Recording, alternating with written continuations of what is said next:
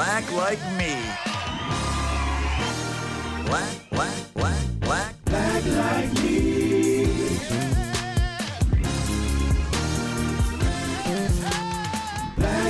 me.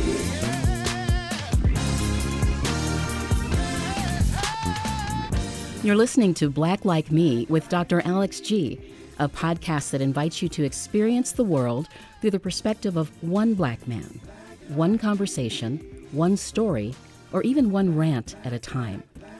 Here's Dr. G.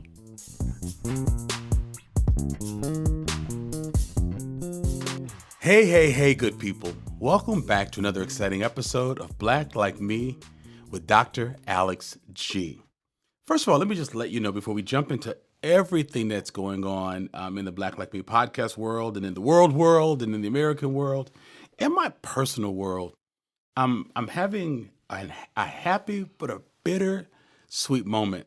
So for the last 35 years, my identification has been, or part of my identity has been that I'm the president of the Nehemiah Center for Urban Leadership Development.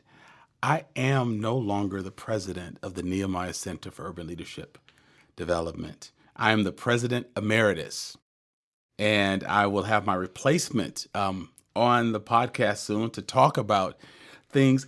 I feel this great sense of accomplishment, but surprisingly, this sense of sadness, just slight sadness, but it's overwhelmed by this sense of excitement because, as you know, I'm really focusing on the Center for Black Excellence in Culture. They just brought me on. Of course, I'm the founder, but also the CEO of it. But we had our board meeting. This was my last board meeting as the CEO of Nehemiah. And again, for 35 years, when people have asked, well, what do you do and where do you work? You know, this is what I've said. And that was my job as I was developing the center, that my identity was still that I worked for Nehemiah. I'm still the senior pastor of Fountain of Life Church. So, you know, black churches don't play that. I can become the president of the United States, and I will be on leave for 4 or 8 years, and then I will come back to the pulpit to return to the good Lord's work after they have put me on loan.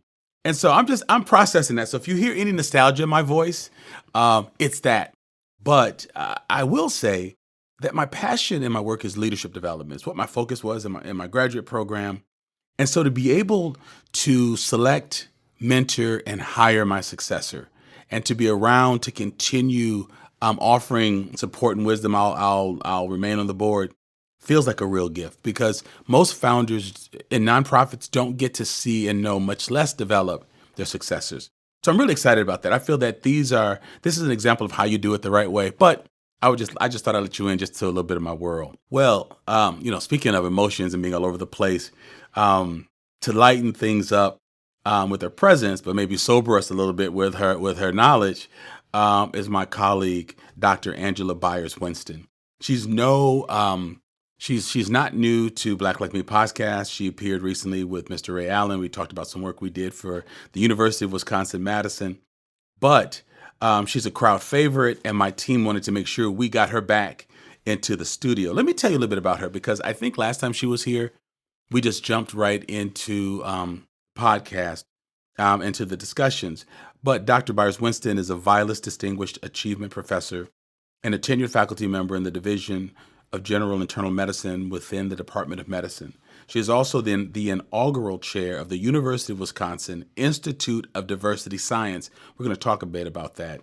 And the associate editor in the Collaborative Center for Health Equity and faculty lead in the Center for the Improvement of Mentored Experiences in Research. She's received numerous awards for her research in advancing diversity goals. Yeah, you guys remember what those were? In mentorship in STEM fields. And she's just done an array of things, including she was selected as a champion of change by the White House through President Obama's Winning the Future initiative for her research efforts to diversify science fields. And she's been recognized by just a slew of other organizations. She is the elected fellow of the American Psychological Association, and she recently received a 3-year term as an appointed member of the NIH National Advisory General Medicine Sciences Council. Wow, and when she's not doing that, she's a mom, she's a daughter, she's a volunteer, she's a thought leader, and just does so many things. Dr. Angela Byers-Winston, welcome back to Black Like Me podcast. How are you doing today? Thank you so much for the invitation to join you again. And I am well. That is so good. You look well. You look, because I know life can be. Listen. You must be just getting back from someplace. Are you just coming back from someplace warm, beautiful? I'm not. I'm choosing to press into radical joy like I haven't in a long time. And I love that it. has meant returning to the things that feed my spirit, like Pilates, Get outta trusting my here. body in space. I use equipment, not a mat person, so I'm suspended in space and work with pulleys and all those fun things. And I enjoy Afro-Latino spaces, so I've been committed to being in a dance community once a week. And that just started 2 weeks ago when I felt myself hitting some doldrums. It's been pretty tough, personally and professionally. I think the last couple of months have really been like walking through the valley of the shadow of death. Yes, tell me about it. The antidote is joy. I love it. So I'm committed to dance and movement and things that just don't require me to think and just show up and be, where my head and my mind and my body can be all in the same space. So I'm well. I love it. I'll probably ask you to elaborate on that a little bit I sure will. later and ask about self-care. But this is just wonderful to have you here. But it's also wonderful to see the joy and the gleam in your eye. Thank you. So, before we jump into the serious business, we have the business of the black Come icebreakers. on, let's make it black. Come on. Let's come on. Let's So blackify I got some for you. We're going to blackify it. Did you hear this growing up? I'm just trying to see if this is a Midwestern thing, because I know that you're a Southern Californian. You're from San Diego, or lived a great part of your life in San Diego. West Side. Did you hear warnings against cracking that gum, or people saying, "Girl, Popping stop that gum. popping that gum"? Popping that gum. What Please stop is popping that? gum. What is popping that Oh gum? my goodness, there is a special skill for chewing your gum in a way that adds a bubble to it, so that when you bite down on it, it's popping. Yes, popping. yes. And that was a no-no. Again, most of the black women I was around in San Diego growing up with came from the South, came Yes. from the segregated South in particular. And so decorum matters. Black Southern bellhood reigned in my world. Yes, in come San on. Diego.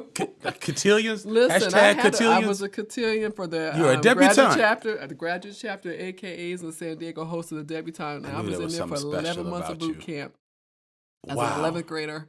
Yes, sir. But yeah, don't pop that gum. That was an issue. Do not pop gum. So I actually really don't chew gum that much. It was always something that was seen as déclassé in the worlds that I was in and the circles that I rolled in. It's like, Well, that is true, because it was considered unladylike to chew Very gum much in so. general. But if you cracked it, did that make you seem uncouth, or very maybe uncouth. fast or Very something? fast, a little bit too street to be popping gum. Oh my! I could do it. Can I you have crack 'em? done it. Bubblicious? Listen, come Oh. on, 70s and 80s, baby. Come on We now. have Bubblicious. Or My you could mother- blow the bubble, you could then blow bring the it back in your bubble. mouth, and Exactly.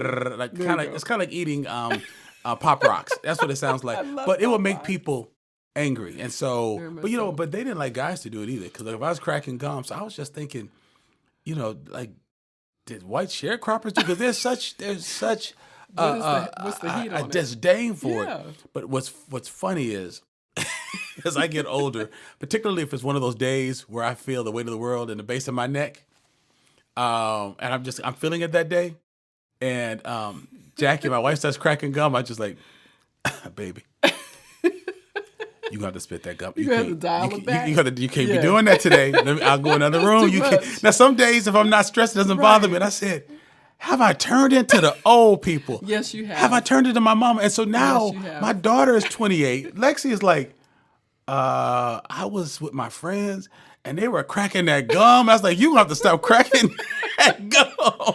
Now you have me questioning what is the source of the heat on that. Like, don't where know. did that come? I'm curious too. Now I need to know. Oh my good. Okay, so it wasn't just my family. It's not okay. just you. Did you have growing up? I was taught to be polite when I went in to do business at convenience stores or community stores. I would put money into the hands of the host, the hands of the cashier, no matter who they were. But when they would put the money back on the counter while my hand was out and open, that rubbed a brother some kind of way, as if like you don't catch it by touching my hand. If you put a quarter in my hand, you ain't gonna get black. First of all, it costs more than that. Right. You should be so lucky. Right. That all you gotta do is touch Yes. my hand, then you turn black.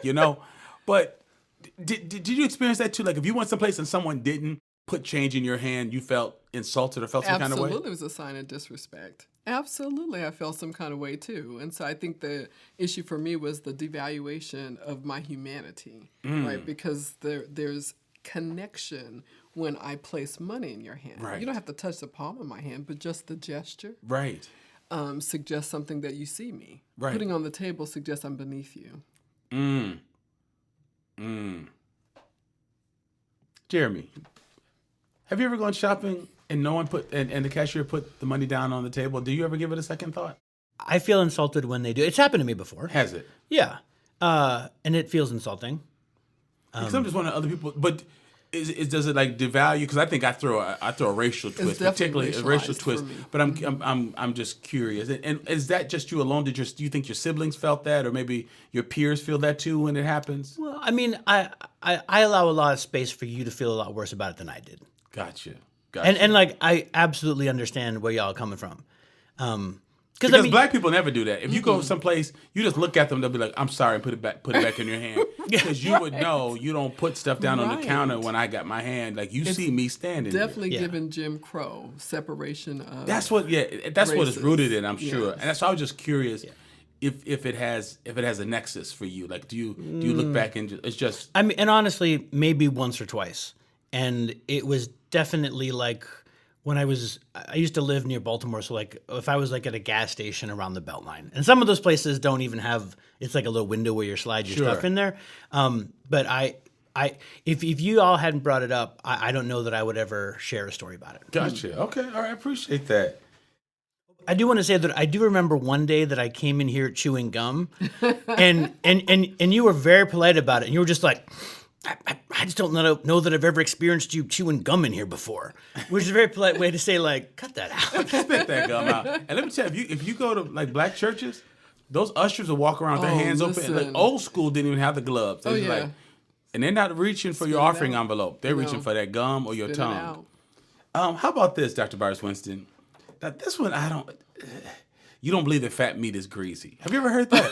I know I got to tell you, I preached about this about a month ago because we were preaching on wisdom and I was using like black colloquialisms. Yes. But what does it mean when someone, first of all, have you heard that? I have heard it, but I don't know that I have an interpretation for what it means.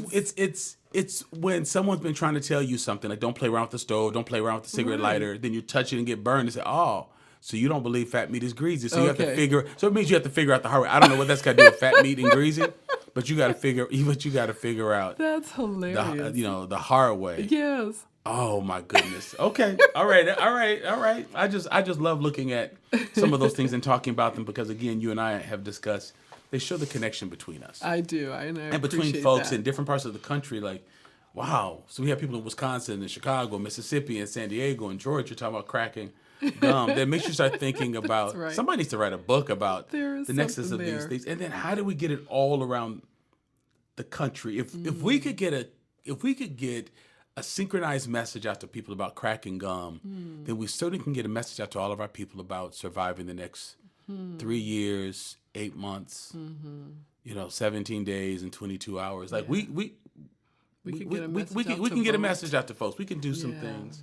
So listen, I'm interested in talking with you about your fantastic work. You're this change agent when it comes to diversity research, diversity science. But then you're also a counseling psychologist, and the way those two work together, it's just really intriguing to me. So I want to just begin asking just a couple of questions about this, particularly with your new role. It's not so new now, but with the Institute of Diversity Science. I would imagine that's about 4 years old now. Officially 3. When did we do We that launched- inaugural? That was 2023. So it's only been 2 years. February 2023. That you COVID were, slows stuff down. It slows it down. Thank you for saying yes to Yes. be one of the esteemed guests there. I remember and for that, the remarks yes. that you gave in terms of launching that institute. But that was February 2023. Oh my goodness. Yeah, so really just 2 years. Okay, good. You know what? Yeah, I remember it was during COVID, and Right. still, we're afraid about being out. But it was great to be there just to hear what you're up to. Can you just talk to people just a little bit about what the Institute of Diversity Science is? Because people hear, but I don't think they really know. Thank you for asking that. Actually, the Institute is taking its name after a particular focus in psychological science that is saying that there are theories and methodological practices that if we bring them to bear to address the hard issues of society, things like group discrimination, persistent inequities, we could actually study the factors or mechanisms underlying what maintains group discrimination, group disparities, and then use empirically supported methods to solve them. So at its base, the Institute is part of a thought, I think, group or brain trust on campus designed to harness the intellectual power from across disciplines about what causes group differences and how do we get rid of them? How do we allow our differences to work for us and not against us? And so we take that literature specifically, which there is a field of study that Victoria Plaut, who's a professor of psychology at Stanford University, who kind of coined the term diversity science. But the idea is that we actually complement practitioners who are in the field, leaders who are actually doing interventions, and we as diversity science researchers produce the scholarship, the evidence-based, interrogate, study that group-based discrimination and effective ways to eliminate them, provide that science to our practitioners, and likewise practitioners see issues in the field, tell us these are questions and research issues they want to see addressed, and that helps to feed back into this kind of iterative process so that practice and research is tighter. Because as we know, part of the attack for some people on diversity, equity, and inclusion is that it doesn't work. Right. Or that when you do bias training, for example, it actually makes people feel bad and guilty for being whatever their ethnicity is, or tells men that just being having an XY chromosome inherently makes you bad. This whole kind of interrogation of the manosphere. The reality is that many of our efforts around what we think is good practice for diversity, equity, and inclusion actually isn't rooted in research. It's rooted perhaps in observations or kind of ideas, but they haven't been studied. And so the Institute specifically is part of an initiative, I think, around the country to say, can we study these issues? What do we really know about why people don't trust in science? And why is the lack of trust in science greater for people of color than other groups? Right. Let's study that. Let's understand that has implications for who shows up at the physician's office, whether they comply with the medical regime or interventions that have been provided. I don't trust that medicine. You know, they've used that to test people and use people of color as test cases for that research, or vaccines cause autism. So we have this kind of I would say vacuum between what science and evidence really says about particular phenomenon and what we believe. And in diversity science research, we are asserting can play a role in closing that gap between what is truth, with a capital T, and what we believe. So the Institute for Diversity Science was really born out of an effort to say we have great colleagues on campus at University of Wisconsin-Madison who are conducting, and beyond, who are conducting amazing research that really has implications for perhaps what Summit Credit Union or American Family Insurance could do better to promote a diverse workforce. But they don't have a bridge for how to get that research to practice. And likewise, folk who are doing the work in the field are seeing things that scholars who are on campus who don't work in the field don't know about. And so if we could build a bridge, we can actually close, as I said, that gap between practice and research. Do you envision the research of the Institute showing both sides of the coin, in that what it means to study these issues and the benefit of them, but with there being so much pushback from the government to say that they don't work and we don't need them, will you also be providing research on what happens in the absence of such programs? So just to give more credit to the Institute for Diversity Science, we are actually, as I said, a brain trust, if you can imagine, a hub for scholars who are all across campus. And so there isn't a particular agenda that we have where we can say, we can give evidence about how when you don't practice your research, when your practices are not based on research or evidence, here's what could happen in a particular area. Our goal is to say there are scholars, for example, who are studying medical mistrust by Black patients and how that affects their health outcomes. If I don't trust the providers and everything they tell me to do for my health, it's going to be hard to really optimize my well-being. And so we can connect folk to scholars, like I'm going to drop a name, Lily Williamson, who's one of the faculty members at UW-Madison who studies medical mistrust by Black patients. Interesting. She's an affiliate of the Institute. So the way we're set up is that we have, we're like a hub for a number of affiliates. And so there are some people, to answer your question, who do research that shows here's how when you don't have diversity-related practices based in evidence, it can be problematic. Sure. So Dr. Marcus Brower, who's the executive director of the Institute, is a professor of psychology, and he's done a lot of that work in terms of how do we know the best ways to promote diversity initiatives at organizational levels. Like, what's the best way to advertise for the University of Wisconsin-Madison that we believe in inclusion? We all remember the brochure incident with a couple of decades ago where a person of color, Black male, happened to be photoshopped into some recruitment material for admissions. But the underlying assumption, not necessarily based in research, was that if we show images of people who look like a wider group of people, they'll come. Kind of like this Field of Dreams approach. If we build it, they will come. Turns out from Marcus Brower's research, there's more to do in terms of diversity messaging that's effective than just the images that you have in a composition. Because brown people know one Black person and a whole field of folk at the Camp Randall Stadium. Really? Do I feel like I'm going to belong there? Right. That's not really what matters. They told him to put his mop down, and they pulled him in to put that hot dog down, take your apron off, and come and take this picture. And didn't even do that. They photocropped him in. I remember that. I had just finished my work in the admissions office where that magazine used to call it the Wisconsin. Right. It was the big bulletin, the big brochure. I remember that. So to answer your question, there are scholars who are affiliated with the Institute who are answering these questions like, what are the best ways to communicate pro-diversity statements? Besides just the, and is there a critical mass that's needed? Is it just one Black face will do, 2 Native Americans, 1 Latino? Like, what is the calculus to make a difference? So they're actually, if you study that, then I think, I'm just giving this as an example because it's pulled from the headlines, as I said, where UW got it wrong in the past by trying to photocrop somebody in to sell a story that didn't exist on the campus. Yes. But we could harness the value of science when you study it to actually optimize our effectiveness.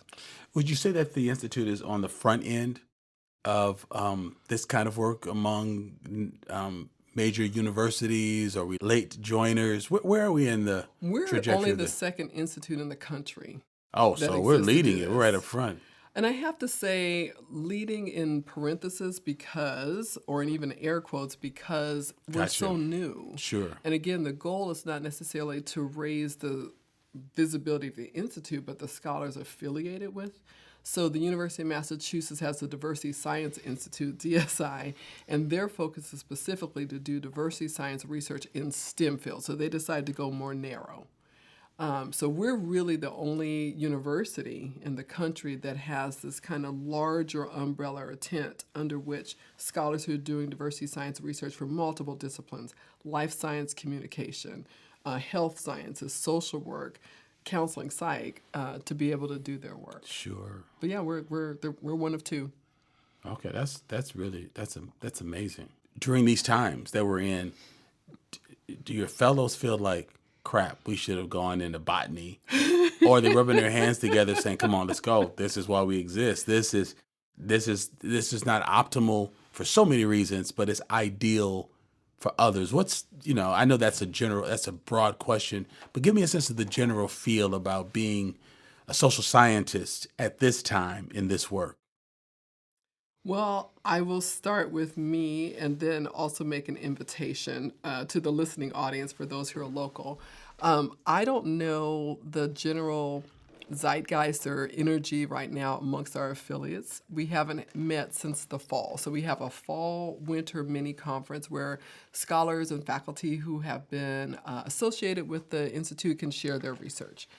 And this coming week on Tuesday, if anybody's local, from 10 until 12 o'clock on the university campus at... Is that May 6th? May 6th. Okay, I was checking out your website. Yep, it's free and open to the public. We'll be at the Union, Memorial Union. But we'll have our graduate students and postdocs presenting their work, kind of lightning round, about 14 different projects talking about different issues relating to diversity science. And that's where I think we'll finally get a pulse on how are people feeling. Sure. I will say that we have had scenarios where national outlets have reached out to the fellows in the Institute or even the Institute directly to ask us, make commentary in the wake of the recent presidential election about the matter of diversity and inclusion and the attack on it. And it was decided not to accept those invitations for this time, given that there are different faculty and different scholars are vulnerable for Of course. making comments about, even if it's based in their science.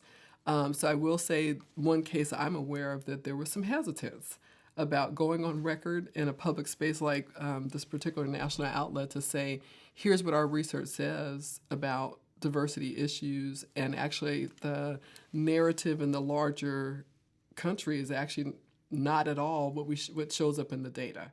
So for example, Marcus Brower and Naomi Eisenberg published a study last year based on people who voted for Trump and people who voted for Biden in 2020. And in 2024, they did a national sample, tens of thousands of people, to ask them about their support for diversity. And it turns out that we underestimate how much support there is for diversity. There was no difference across party lines. What people want is they support diversity initiatives. What they don't want is to put good money after bad things. Interesting. But we tell a story that it is party-based, that it's divided along party lines. And the data from a national sample from diversity science research actually says that's not true. My colleagues up in, Rhinelander, Wisconsin, all the way up north, they value a diverse environment.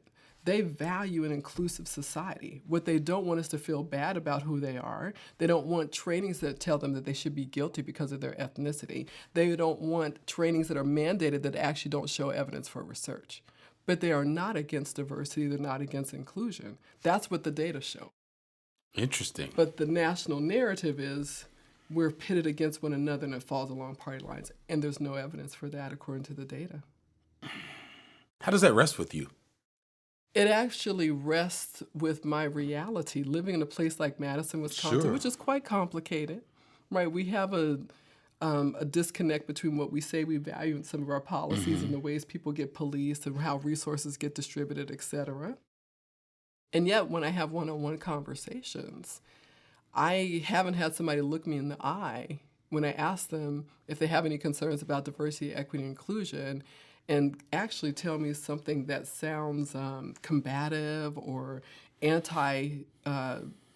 against some of these issues. In fact, most of them don't even know what each one of the letters mean. Right. I tell them on a regular basis, DEI is not a term that came from people who do this work. Right. That was an outsider term. So I don't use Or those people who look letters. like us. Right. So I was like, I make people tell me which letters do you have a problem with and tell me why. Oh, that's and most good. folks don't have a definition for any of those three. So let's talk about it. Is the issue that you don't value a diverse world? Is it that you don't want equitable distribution of resources and access to them? Is that you don't want people to feel included? And when I break down the three letters and I ask them, tell me which one you have a problem with, they can't. Right. When Donna Shalala was the chancellor at the University of Wisconsin-Madison in the 80s, she created a Madison plan. But she also created something that's called Fast Track that allowed students inside the state of Wisconsin who met the financial requirements or who didn't make the standards, be able to get a financial aids package that mainly were grants and not loans. And I remember a student, I was working in the pharmacy school at the time, was writing a paper about why it wasn't called DEI, I think it's called affirmative action or equal opportunity, how it's a waste of money. And he wanted to know some of the statistics about the programs because I ran the minority affairs program for the School of Pharmacy. But what he didn't know is that I'd done my homework. Only 13% of the students receiving that money from the state of Wisconsin were Black, Latino, Native American, Asian American. The majority of them were white rural students who were poor from rural Wisconsin who couldn't afford to come. He said, well, how did the Black students get here? I said, my mom paid cash for my tuition. That's how I got here. I got here because I was admitted. My mother wrote out a check every semester because I didn't qualify because of the income of my mom and my stepfather. Completely shook his whole world up. So I'm sure that folks in Rhinelander and other places in Wisconsin are probably not even aware that if they're being fed that this is a bad Correct. thing, they're really speaking against their own communities, their own children, correct. their own fellow citizens, because Black people are going to find a way to pay for college for those who really want to go. But who would have thought that nearly 80% or more than 80% of the money that the chancellor put together did not go to anyone in the underrepresented groups? Very interesting. So it's certainly broader than skin color and skin tone, and I think that gets lost in the translation.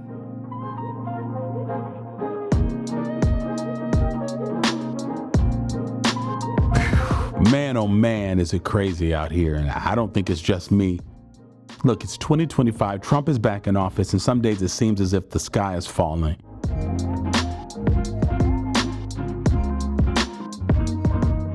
There's so much uncertainty in the world right now, but I love that sitting down right here in front of this mic and letting the hard truths rumble out of my heart and off my chest is as certain as it ever was.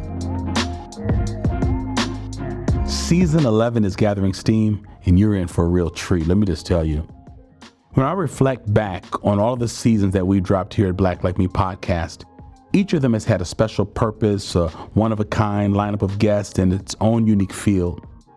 I also think about the thread that binds them all together. What we do here at Black Like Me is unique. I don't have another space that feels just like this, where I can really speak from my unique perspective, and the guests who have on the show remark that these interviews they do here are unlike any others that they've done in other places. Sure, nobody else does Black Icebreakers, but that's only part of it.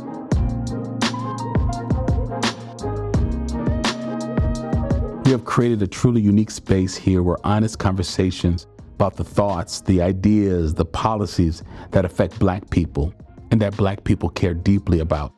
And you know what? It isn't easy. And I don't do this all alone. I have an incredible team that has steadily grown over the years, and each person that joins adds another asset to what we can do here. And all of you that support us on Patreon, my people, my people, my people. We simply would not be able to do what we do or get what we have gotten without you.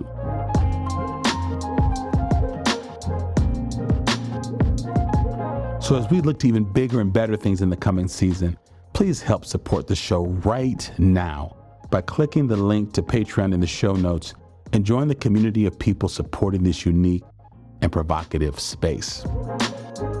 In the world that we're living in, where there's so much attack on our perspectives, our history, our bodies, and our lives and contributions, aren't you glad you have a place where you can still hear powerful, exhilarating, intellectual Black thought like you do? I enjoy it.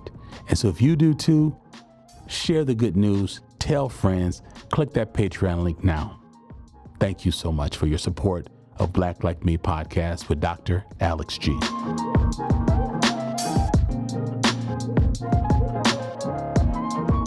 I find this to be really, really fascinating.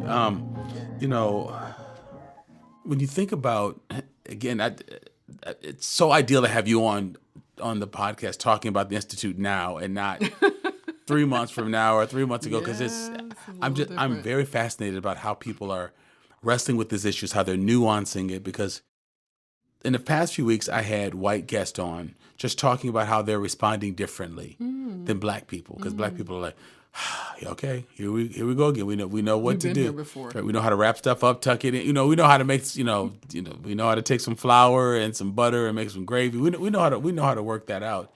And so a lot of people are really running from the hills. But I'm seeing that even the more Trump talks and the more he's pulling things down and using executive orders to shut down things that we've become used to, what I think he's discounting is that there are a lot of people who look like him.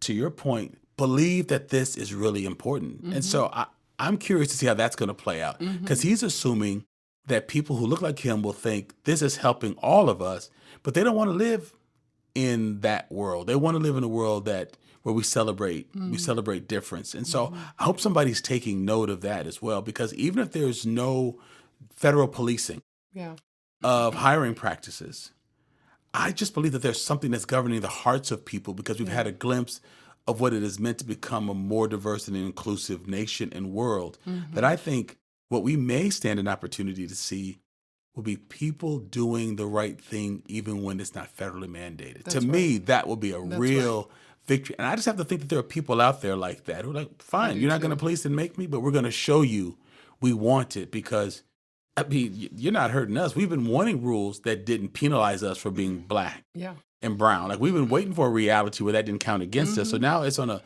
a basis of meritocracy. How long have we been waiting for this to Right. prove that we can be just as strong, just as smart, just as quick, just as adept? And so I'm glad that institutes like yours exist. Not that they've got to fix all of this, but just Sure. having science tied to the fact Correct. that we're going to be very surprised with some of the outcomes because I think people feel that black people are never going to get any chances now.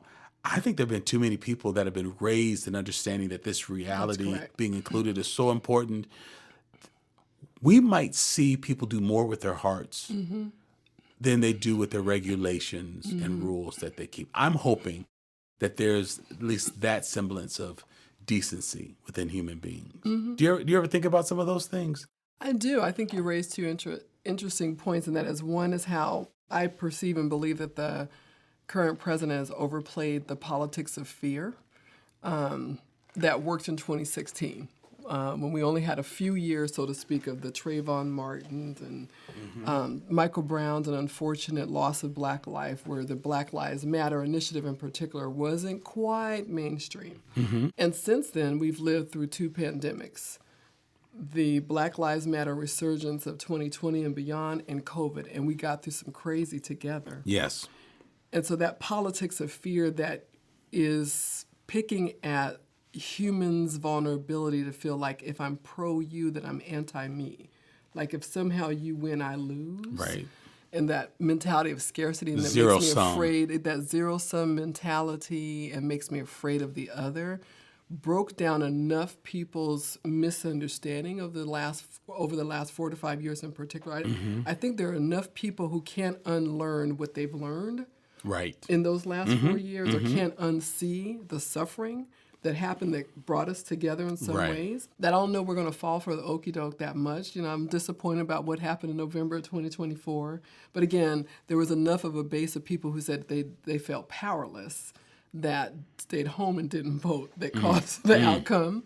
But I think that now that we're seeing this dizzying pace of efforts, I don't think it's going to work, but efforts to undo our democracy, there are enough people, like you said, who will stand up and see the power in their own individual choices to actually affect change and not just assume it's going to come from the White House down. So I just don't think we can.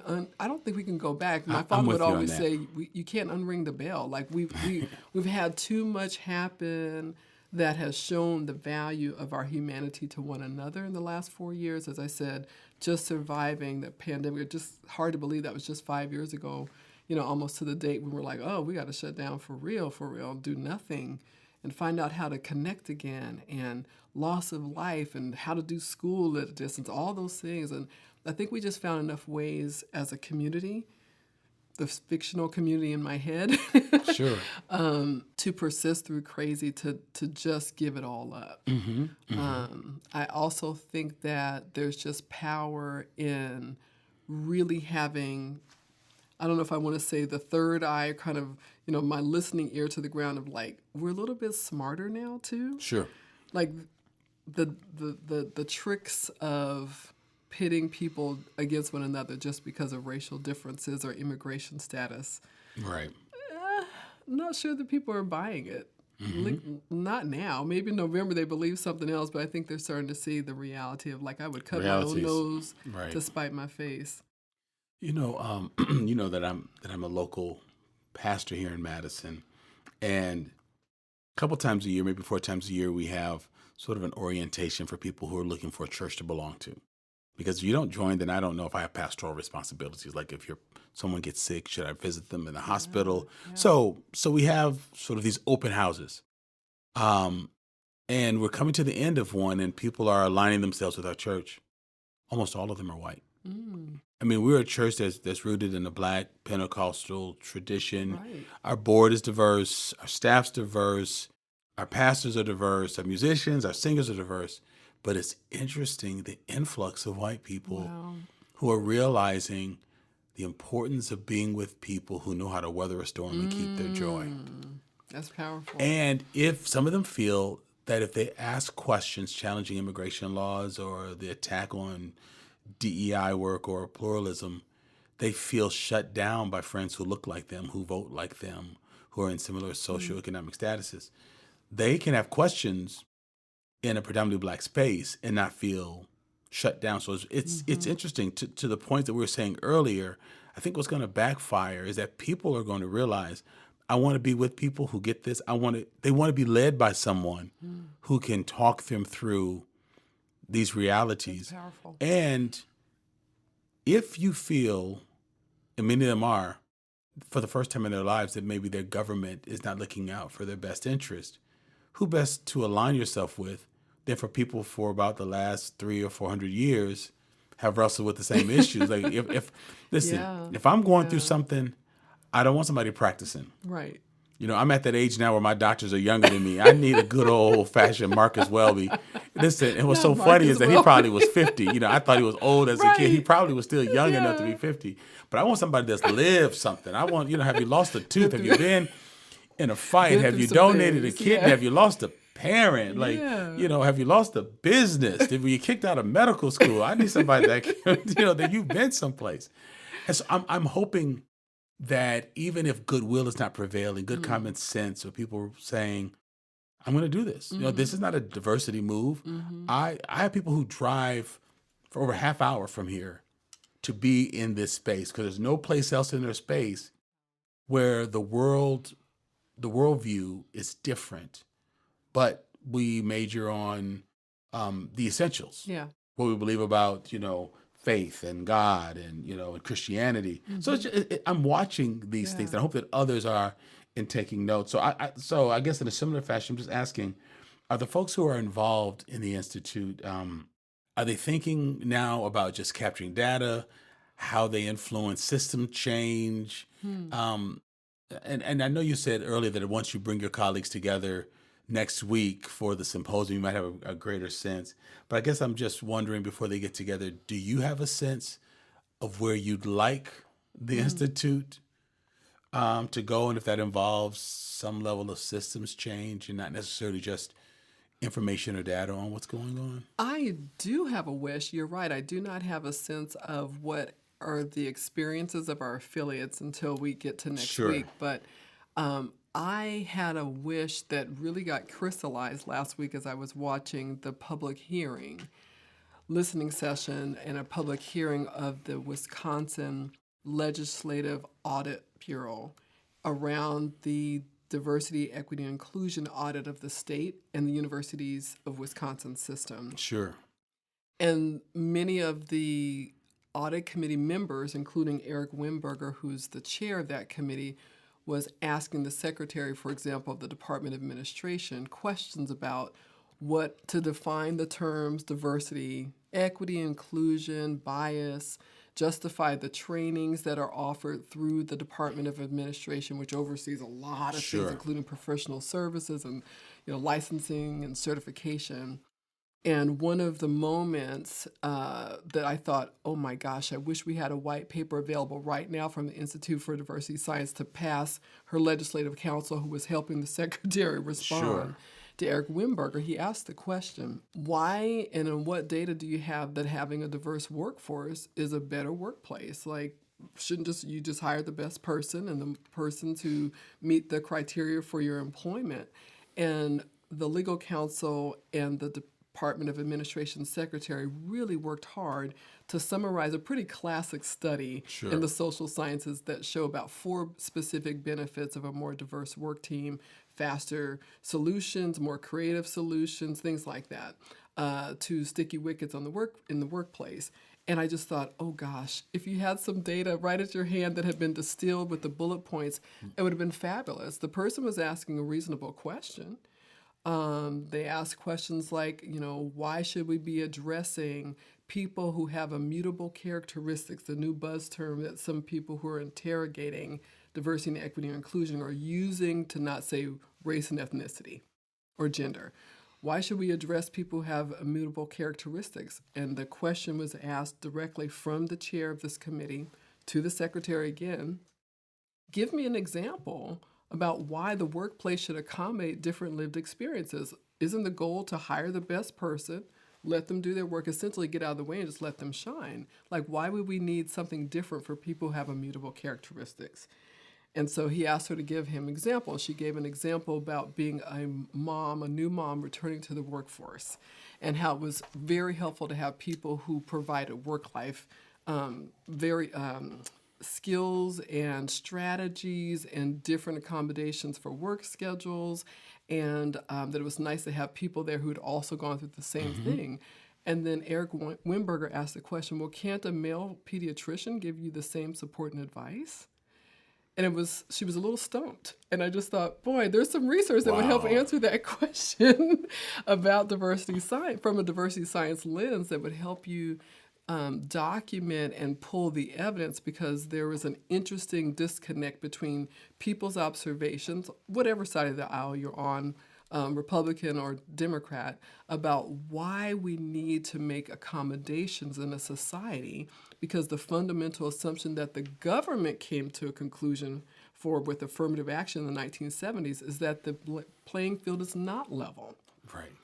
It only makes sense to take away any guardrails if there's a level playing field. There is not. The government said affirmative action was necessary to redress the ongoing impact of legacies and hundreds of years, as you just said, of inequities that show up today. So the secretary gave an example about redlining, for example, that has an effect of like who got home loans and where they could go to school and how much of the tax base supported your public school and things like that. So the point I want to make is to answer your question, do I have a wish for how the Institute for Diversity Science could be a resource in real time for high stakes interactions like that? Because that legislative audit bureau is going to make a decision based on the audits they made and the responses. The chancellor of UW-Madison, Chancellor Mnookin, was up next. It was a 4-hour session. I've only got through the first 2 hours. Wow. So I encourage people to look at it. That was last Wednesday, April 23rd. It's recorded and archived. But so I'd love to hear how Chancellor Mnookin responded to the interrogation. I would too.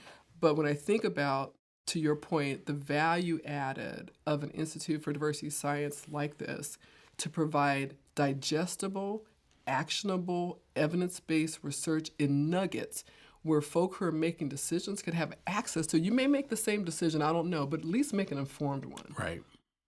Is there a way in which community partners can help further the mission of Absolutely. the Institute, or at least, in terms of where systems change is concerned? Absolutely. I think we need that connection between town and gown I mentioned before, like closing the gap between practitioners and policymakers and scholars who actually have evidence to offer those high-stake decisions. Definitely. So I would welcome those who are interested to contact us. Our website is www.ids.wisc.edu.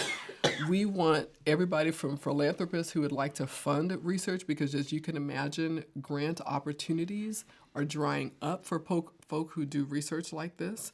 If you want to give anything from $1 to $100 to $100,000, we'll take it. But that's where the evidence actually gets generated, is by research-funded investigations. We're going to add a link to that website Yes. for people who want to do that. So I've often said this to our listeners, that I want you to do more than just merely be entertained, but I want you to take action. So please take a moment to click that link to figure out how you can find out what your level of support will be. Do you have And any? the second thing? Yeah. Oh, please. I'm sorry. So financial support, but I think the other piece for folk who are interested in systems change is to partner with us in disseminating this research. So Yes. the Institute for Diversity Science is probably not known to the Legislative Audit Bureau on diversity issues for the state of Wisconsin. That might be good for right now. It may be good for right now. So maybe we want to take that out. Absolutely. There are heads of corporations, and I'm just making examples like Sure. the Summit Credit Union or University of Wisconsin Credit Union or John Deere or other, just was a Kelly Clark that's up in the Fox River Valleys that have very strong commitment to a workforce that they know has to be more diverse to maintain their sustainability. They cannot Exactly. rely on the folk who maybe in the past lived in a 20-mile radius. They have to draw on a larger workforce. They have to attract people to Green Bay. They have to attract people to the Fox River Valley now to fill some of those jobs. And they're asking, chambers of commerce are asking, how can we attract and retain a diverse workforce? That's a great research question. We could partner with you. We would love to partner with the Chamber of Commerce and say, let's use and leverage some of the scholarship of the evidence of what we know for supporting and developing a diverse workforce, and let's set you up as a living laboratory. Let's partner for a year and test some things out. I love it. And when we're off the mics, I'd love to know how your institute and our Center for Black Excellence and Culture can work together as a community partner. We're on the south end of Park Street and campus is on the north end. Yes. And we have deep tentacles in the community, and I'd love to find a way for us to partner. Let's to talk. both mobilize folks, That's but fantastic. to partner for real systems change. Dr. Angelo, speaking of systems change, with the large focus is that the Institute will have an impact on systems, but also you have experience in caring for patients. And so I've been intrigued with the fact that you're interested in the science, the social science of this institute, but also of the individuals who are in need of psychological care and or therapy and counseling. And I'm just curious if you can talk a little bit about how they influence each other. By the lack of diversity, do we find more mental health issues? Or as you're addressing mental health issues, you're realizing that many of them are rooted in some of the struggles of feeling included? So my question really isn't what comes first, the chicken or the egg, but just how do you connect both your desire to see systems change through the Institute, but your own care for individual clients and patients? How do you hold those two together?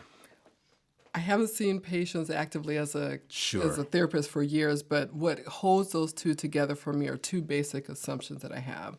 One is that all of us have a human need to feel for authenticity and attachment. Being able to know who I am and that will be accepted by being in community with other people who see me for who I am. And we know that when folk feel like they can't be their authentic selves, that it could threaten their attachment or acceptance from other groups, they're more likely to downplay, cloak, and dismiss who they truly are in order to go along to get along. Sure.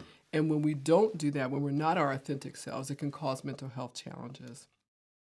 The second other assumption I have is that most of us have how would I describe it?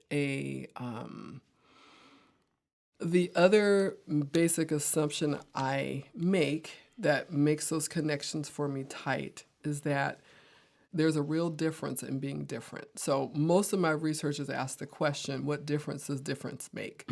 How does it show up in academic persistence and who perceives they belong in science, who gets mentored in science, how folk are socialized into the sciences. And so because I know that all of us want to feel like we are our authentic selves and have belonging and acceptance for that, and that difference is something real that you have to navigate in an environment, I look at that specifically in the physical life and biological sciences where there's so much underrepresentation. And it can't just be because of lack of interest, because we know coming out of high school, African American and Latino people have higher interest in science coming out of high school for those who are college bound than their white peers. They're more likely to have a science major as a freshman. By the time they get to a sophomore, they're not. And so we know that something is happening where there's a passion and the light gets snuffed out. So I have always been interested in the experiences of the other, those at the margin, these liminal spaces where students have inside experience of being in higher education. I've been specifically looking at students of color in higher education, undergrad and doctoral, and those in the sciences and how they navigate, especially in predominantly white spaces, being the other.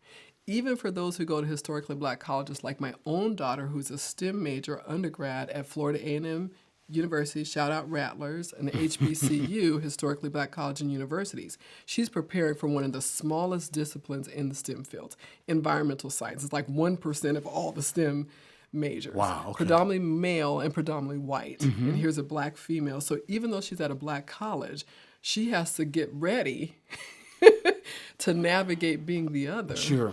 In an environment. She was so excited about Earth Day and helped to like organize some of the things in Tallahassee for last weekend. So proud and so excited.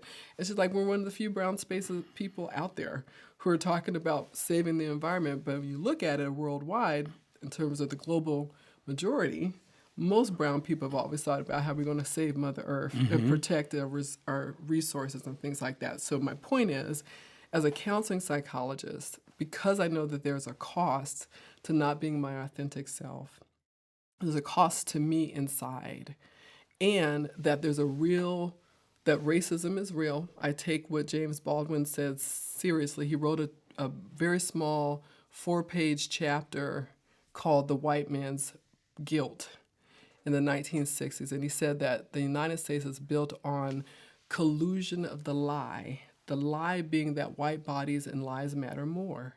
And so everything falls from that, where we have internalized not just racism, but devaluations of who we are as people of color. And so anything we do is usually coming out of a sense of inadequacy. And so when you think about the STEM fields, where it's kind of like people who are in science, they are seen as especially smart, Sure. and they're kind of like exceptions to the rules. Like if you talk to somebody who's like, I'm an astrophysics major, everybody has a needle on the record scratch and they take Right. a double take. Really? Like you're studying dark matter and black holes, and that's like we see them as special. We put them on Right. pedestals. Now add a brown body to that. Yes. And what that person has to navigate to stay in astrophysics as a brown body. Neil deGrasse Tyson is one of them. He's talked about this, what it meant as a black man who was presumed because of his physicality to be there for football in college, Right. and not to study the cosmos, and how he was constantly overlooked, underestimated, and then the energy it takes psychologically to stay in these fields in STEM as a brown body, because the time I could have spent cognitively focusing on solving for X, I'm actually figuring out if Professor X likes me or doesn't, simply because of my otherness. So I've always been interested as a counseling psychologist on what difference does difference make. Definitely. How do people navigate these identity dynamics, and how that shows up for their persistence choices in STEM, as well as their career choices. So some people choose to stay in these fields, and some are like, I'll get the degree, but I'm not going to go work in those fields after I finish my degree, because why would I keep wanting to take this on every day? That feeling of the other. So I'm always interested in like the folk who make it through and persist. Like, what happened? How did you do this? And at what cost? And at what cost? And I do want to shout out some research by Bridget Gooseby at University of Texas, and Rochelle Winkle-Wagner, who's here at UW-Madison. And they've been looking at a longitudinal study of black women professors in the U.S. Half are at historically black colleges and half are at predominantly white institutions. And what they found is that the black women faculty at white institutions have multiple chronic health issues compared to their black female colleagues at HBCUs. It costs you something to navigate whiteness, regardless of your field. It is documented. Bridget Gooseby does epigenetics research. She actually looks at the wearing, it's called weathering, on the body because of racism. And so she's looking at chronological age of black women faculty at HBCUs versus those at predominantly white institutions. You age faster. Yes. It weathers you. So these are real consequences that I think for me drives my research of why I look at how do I build mentors' ability who are predominantly white and from Asian ethnic groups in the sciences, the physical and life sciences. How do I build their capacity to lean into this kind of diversity matter? Because if you want to mentor me as a black female and help me get through college, and you don't want to take any inventory or address my blackness and my femininity, you're going to miss being an effective mentor for me. That's very true. You know, I talked with Laleta on this show recently, and she talked about Black women's experience with the health system is comparable to that of Black men with law enforcement. Absolutely. Just some of the things that come up and that are said, and if she wants counseling with a Black woman who's older, who's her age, the looks of bewilderment. Mm-hmm. And, well, I don't know if we can do that. And to just think that someone 25 who's a resident can relate to whatever she's gone through and is going through, and to have very little space to understand that, it makes me understand racial battle fatigue and the physiological impact of all of that. We received Nehemiah received a WPP, Wisconsin Partnership Program grant to show what do we do to avoid some of the stress in workplaces that Black people who are navigating predominantly white spaces, the health costs or setbacks that can cause. It's amazing. It's amazing reality.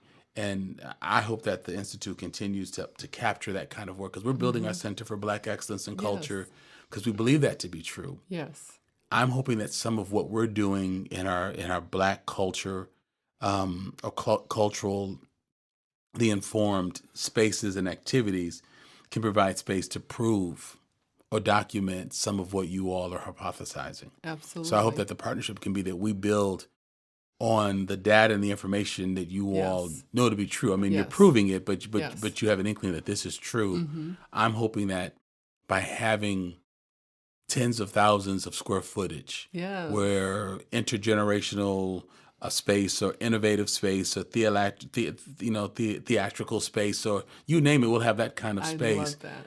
I believe that we will be able to talk with Black people to assess the impact of belonging and Black thriving in that kind of space can have on our wellness, and so that we crank out some incredible information that will change the game, that will change systems on how we care for ourselves, because we can't keep waiting for everybody else to get this and understand it. We never have. Let's do it, and let's capture it. You know, you alluded to the important, you referenced mentoring. I know when you were on here last time, you made reference to the Big Ten Academic Alliance's Diversifying the Professorate initiative, and that you had mentored a number of students. Could you talk a little bit about what your hope is for that work? I know that was a while ago, so I hope you can still remember it, but just a little bit about, do you think that the impact was what you wanted to be, and do we need more programs and access to programs like that if we're going to see more professors of color? Absolutely. And I think, this is one of the sad moments that these programs are under attack. There's a partner program like that called the PhD Project, which is similar but for the business schools, to get more students of color to earn PhDs in the businesses. And that's the very thing that got the UW Madison under the spotlight, the U.S. Department of Education, 2 months ago. And yet we know that the evidence is there. It works. When folk are mentored in culturally responsive ways, meaning that the lived experiences that they have are used as part of the effective data to mentor them where their needs are and not what I think they should do or how they should be, they have better outcomes in terms of not just satisfaction with their relationship, but career satisfaction, persistence, more confidence in their particular field of study, and more identification with that field. So they actually socialize themselves to see, in the case of the physical and life sciences, I am a scientist. They're more likely to endorse that item when they have culturally responsive mentorship. The programs like the Big Ten Alliance on Mentorship, like the PhD Project, the Culturally Aware Mentorship Initiative that I helped to lead for the last 10 years through the National Institutes of Health, have shown over and over again that these mentorship programs are literally changing the face of those fields. I also want to lift up, for example, the Building Equitable Access to Mentorship program, the BEAM program that I and a couple of other colleagues in the School of Medicine and Public Health here at UW created 7 years ago.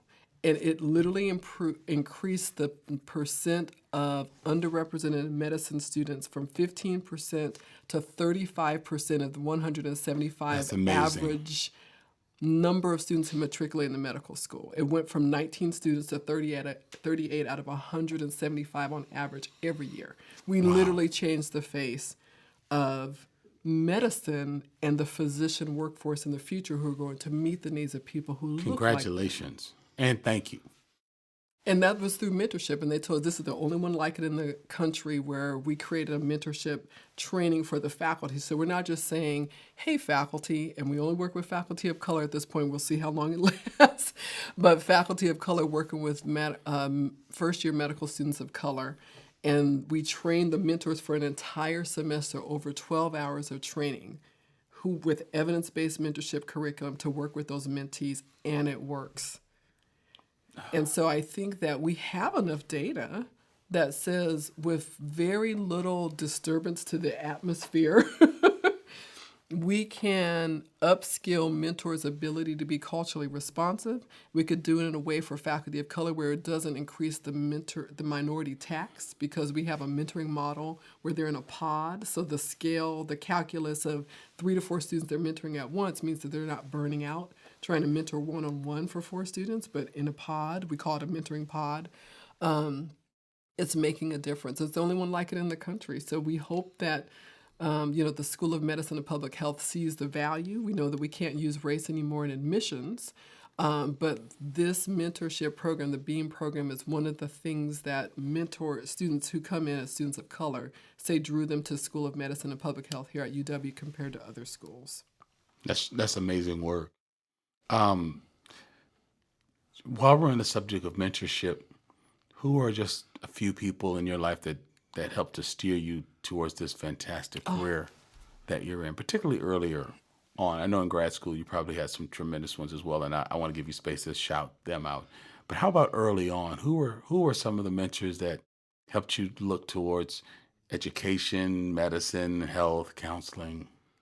I'm going to start off with my 4th through 6th grade teacher, Miss Peggy Ariza, who I was in a gifted and talented program where we had the same teachers for 3 years. Mm-hmm. And so she was the English teacher.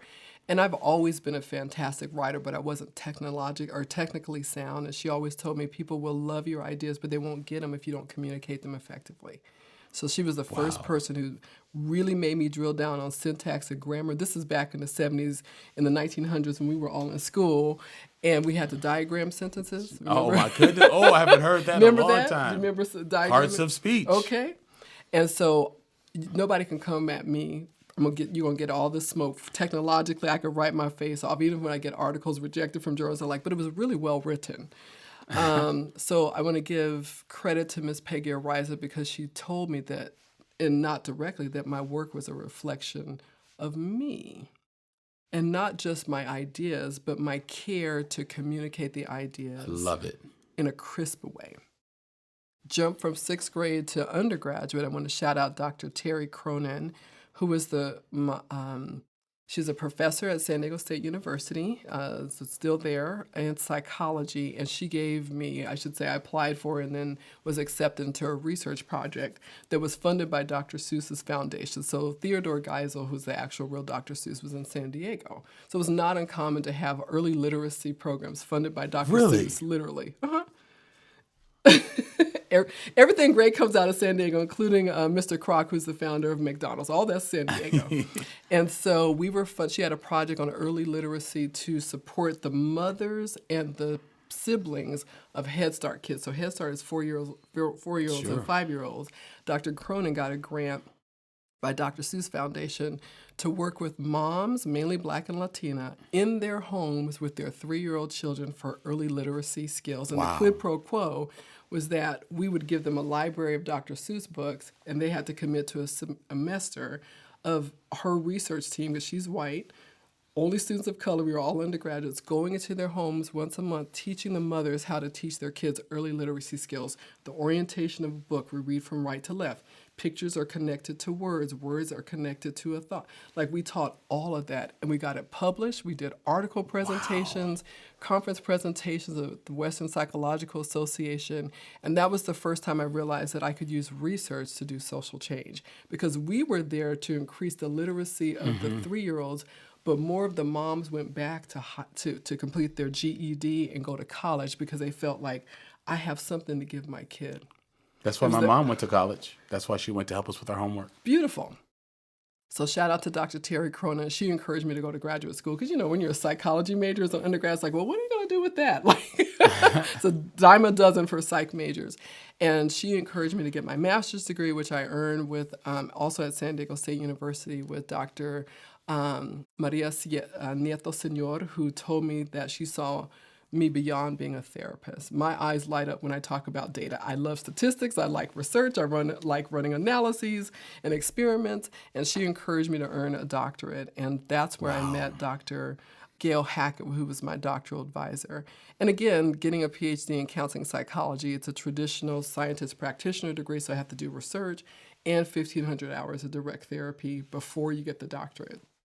And so Dr. Hackett also noticed that my eyes lit up more when I talked about statistics and research. My clinical specialty was working with women with eating disorder behaviors, and that's very difficult, specifically women who have bulimic eating disorder behavior, because many of them don't survive.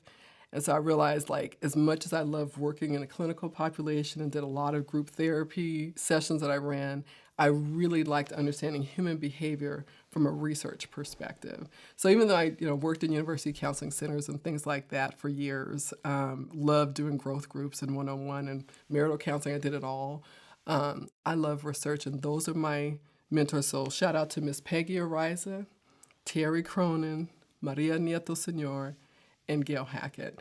As a professional, since I've been here at UW, I really want to highlight Dr. Marley Carnes, who's a professor emeritus physician from the School of Medicine and Public Health, and she really helped me hone my career so that my research could be NIH funded. Wow. And that was a turning point. I met her in 2005 for some NIH work that she was doing. Heard about my research. She says, you could really be playing over in the sandbox over at NIH and really helped me shape it. And then that is what allowed me to have a career and a faculty appointment in medicine in the School of Medicine and Public Health for these last 17 years. That's really amazing. It's really amazing. And for people who argue that it's not important to have representation in these fields, every mentor you mentioned was a woman. From fourth grade through grad school.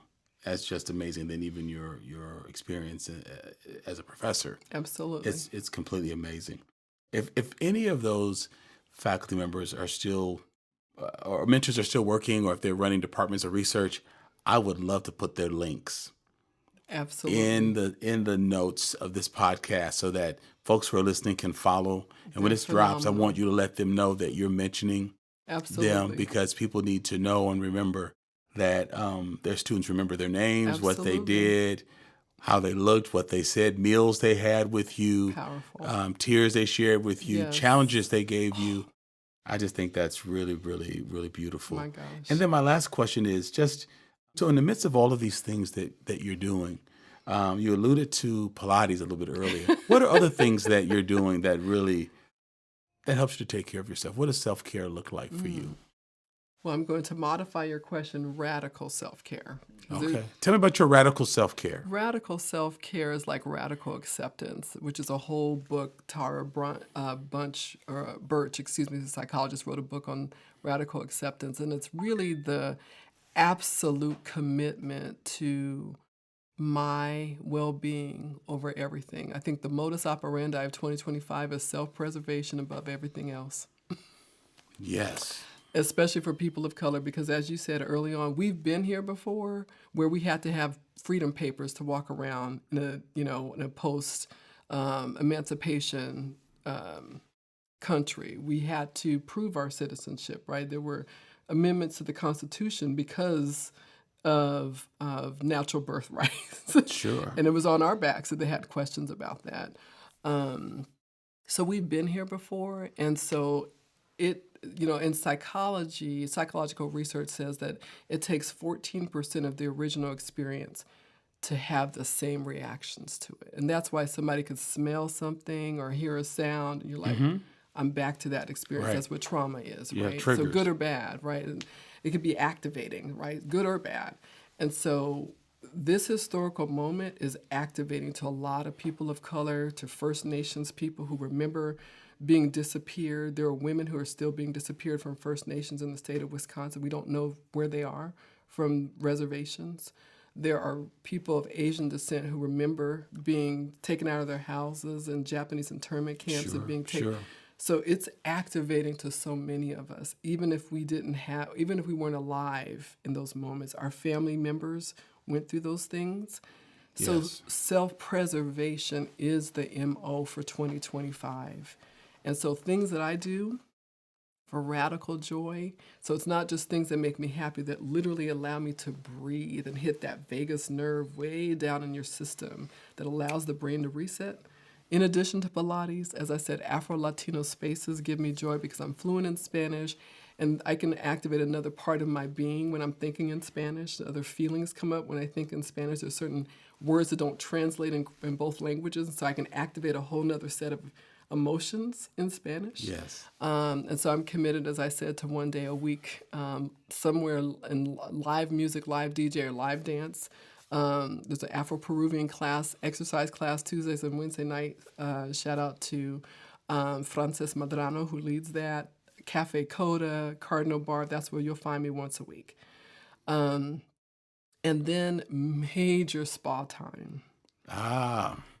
Major spa time. I'm not like, I need the 45-minute massage. I need the 45-minute massage, 30 minutes in the sanctuary retreat space with some good snacks, and the hydrotherapy. Let me sweat some things out. Let me get some cold water on me and do that 2 or 3 times. So you'll find me at different spaces around Madison. I love it. And then I have dance breaks on a regular basis throughout the day. I just yesterday I just played boots on the ground for two like the line dance, Sure. 2 times in a row. That's 6 minutes. It just gave me a moment after being at the computer. And having more time with friends, part of what we got us through, how we got over as people of color, especially people of African descent in moments like this 100 years ago, 50 years ago, 25 years ago, is we got really tight. Mm-hmm. You know, my sister used to live in South Africa for 20 years until 2 years ago. So she's really still connected with a lot of people there. And they're like looking at us now in 2025 saying, we are so sorry for you. Like, how did y'all get here as a country where your democracy is going in a very negative direction and people are being treated like they're less than human? And their encouragement to her across the ocean is to stay in community. That's how we get through this. That's how we stay together. Amen, sister. Is get closer. So say yes to a couple of friends' dinner invitations. Say yes to going to walk around the block for an hour. Say yes to going to a movie with a friend. Say yes to going rollerblading. Say yes to going sitting by Mendota Lake. Just say yes to a few more things that keep us in community so we remember that's how we got over. How I got over. That's I got right. over. My That's soul how my is soul back looks in- back and wonder how I got over with God's grace and with a little help from my friends. I love it. You are such a joy to have here, and a tremendous friend. We are partners in crime with work we've done on campus, and we'll continue to do as we challenge systemic realities. We advise, challenge, we wear different hats, but it's really a pleasure to have you here speaking specifically about your work and your passion. Yes. You often are asked to talk about broader issues, but it's great to hear you talk about the ones that are dear to your heart and the ones that are central to your research. Thank you, sir. I just want to say to our listeners, once again, just a very special thanks to our guest, Dr. Angela Byers-Winston. I want you to please check out our new public-facing group on Facebook. Because we have been around for 200 plus episodes, there's so many things that we want to talk about, and in these times we need to continue talking about. If you haven't done it yet, I need you to make a point, make a note, set your alarm, check it out. The link is right here in the notes. Go take a look at it. Post some questions, read some questions that have been posted, some answers. It'll do you good. I want to thank my special team because I don't make this happen alone. Special thanks to Eli Steenlich and Jeremy Holliday, who produce and edit the show. Don Thornton, who secures our great guests like Dr. Angela Byers-Winston. Ariana Proctor, who curates and moderates our listening space, that same space that you're going to check out today. And Jakisha Hunt, who handles our wonderful podcast merch. I want to thank those of you who have clicked on the Patreon link and you give monthly financial support to undergird the professionalism, the sound, and the quality of this podcast, I thank you more than I can articulate. To the rest of you who are listeners, thank you also for being a very special part of Black Like Me podcast. I'll say it again, I alluded to this earlier. Don't just listen for your entertainment. Share this episode. You know someone who loves medicine or health science. You know people who need to hear this discussion. So take a moment, write a comment, share this, repost it on your social media, but help us get the word out. Thank you all for making this podcast so special, so worthwhile, and so much fun. And I just want to thank you for being a part of Black Like Me podcast with Dr. Alex G. And I want you to have a great day. Black like me. Black like me.